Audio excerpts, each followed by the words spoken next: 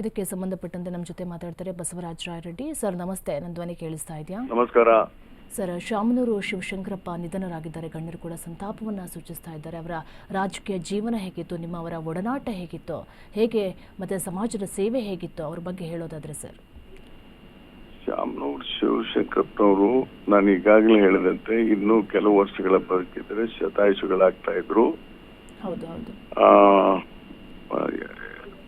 ವಯಸ್ಸಿನ ಇದರಿಂದ ಮರಣ ಹೊಂದಿದ್ದಾರೆ. ಅವ್ರಿಗೆ ನಾನು ಶ್ರದ್ಧಾಂಜಲಿ ಅರ್ಪಿಸ್ತೇನೆ.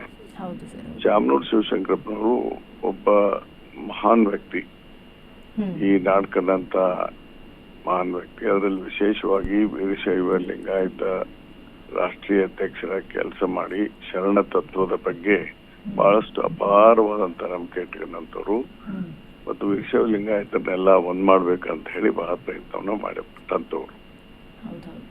ಮತ್ತು ಅವರು ಮಹಾದಾನಿಗಳಾಗಿದ್ರು ಯಾರು ಶಾಮನೂರು ಶಿವಶಂಕರಪ್ಪನವರು. ಮತ್ತು ಸಮಾಜಕ್ಕಾಗಿ ಅವರ ಕೊಡುಗೆ ಬಹಳಷ್ಟಿದೆ. ಅಂತವರ ನಿಧನ ಬಹಳ ತುಂಬಲಾರದ ನಷ್ಟ ಅಂತ ಹೇಳ್ತೇನೆ. Thank you. 5 ವರ್ಷಗಳ ಕಾಲ ರಾಜಕೀಯ ಜೀವನದಲ್ಲಿ ಒಂದೇ ಬಾರಿ ಸೋಲನ್ನ ಕಂಡಂತಹ ಧೀಮಂತ ವ್ಯಕ್ತಿ, ಬಹಳ ಅನುಭವಿಸಿದ್ರು ಕೂಡ ಹೌದು. ಒಂದ್ಸರಿ ಕ್ಯಾಬಿನೆಟ್ ನಲ್ಲಿ ರಿಶಫಲ್ ಮಾಡುವಂತ ಶಾಸಕರಾಗಿ, ಸಂಸತ್ ಸದಸ್ಯರಾಗಿ, ಸಚಿವರಾಗಿ, ಹೌದು ಹೌದು. ಮತ್ತು ಅದಕ್ಕಿಂತ ಮುಖ್ಯವಾಗಿ ಅವರು ಸಮಾಜ ಸೇವೆಯನ್ನ ತಮ್ಮ ಮನೆತನದ ತಾವು ದುಡಿದಂತ ಹಣದಿಂದ ಸಮಾಜ ಸೇವೆಯನ್ನ ಮಾಡ್ತಿದ್ರು ಅಂತ ನಿಷ್ಠಾವಂತ ವ್ಯಕ್ತಿಗಳು. ಹೌದು ಸರ್, ಹೌದು. Okay okay okay, thank you sir.